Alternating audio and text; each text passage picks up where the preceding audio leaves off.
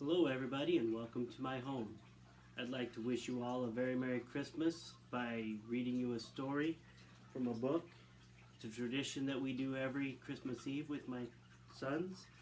This was a book made by an old family friend on my wife's side. She passed away a few years ago, but as long as we keep the tradition alive, so does she in our minds. It was the night before Christmas. 'Twas the night before Christmas, when all through the house not a creature was stirring, not even a mouse. The stockings were hung by the chimney with care, in hopes that St. Nicholas soon would be there. The children were nestled all snug in their beds, while visions of sugar plums danced in their heads, and Mama in her kerchief and I in my cap had just settled down for a long winter's nap.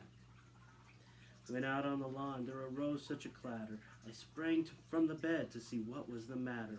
Away to the window I flew like a flash, tore open the shutters and threw up the sash.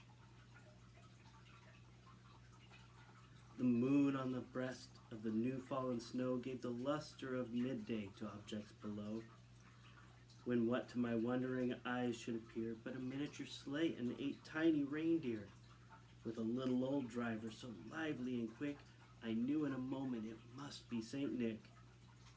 More rapid than eagles his coursers they came, and he whistled and shouted and called them by name.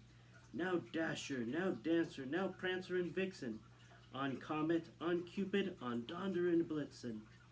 To the top of the porch, to the top of the wall, now dash away, dash away, dash away all. As dry leaves that before a wild hurricane fly, when they meet with an obstacle, mount to the sky. So up to the housetop the coursers they flew, with the sleigh full of toys, and St. Nicholas too. And then in a twinkling I heard on the roof the prancing and pawing of each little hoof. As I drew in my hand and was turning around, down the chimney St. Nicholas came with a bound. He was dressed all in fur from his head to his foot. His clothes were all tarnished with ashes and soot. A bundle of toys he had flung on his back, and he looked like a peddler just opening his pack. His eyes how they twinkled, his dimples how merry. His cheeks were like roses, his nose like a cherry.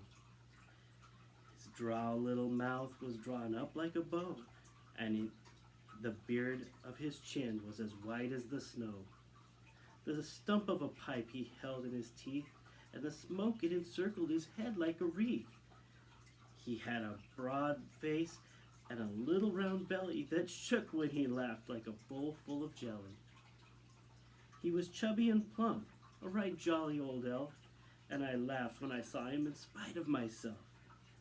A wink of his eye and a twist of his head soon gave me to know I had nothing to dread.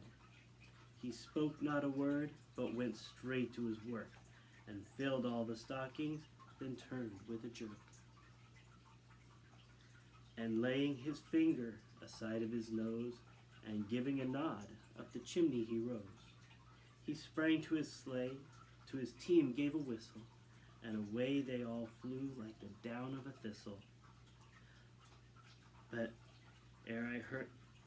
I heard him exclaim, ere he drove out of sight, Happy Christmas to all, and to all a good night. Merry Christmas.